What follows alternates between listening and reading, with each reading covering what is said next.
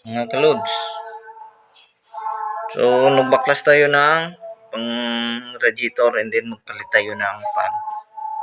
So, ito yung mga tools na gamit ko no sa pagbaklas para may knowledge din kayo kung ano yung gagamitin nyo ng mga tools no.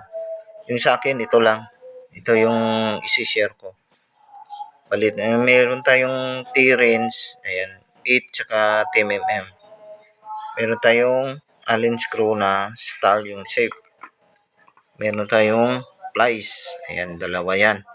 Tapos meron tayong flat screw, ayan. And then yung may impact wrench. Ayan. So, ito yung mga gamit pag nagkaroon kayo ng DIY sa pagpalit ng pan o paglinis ng radiator.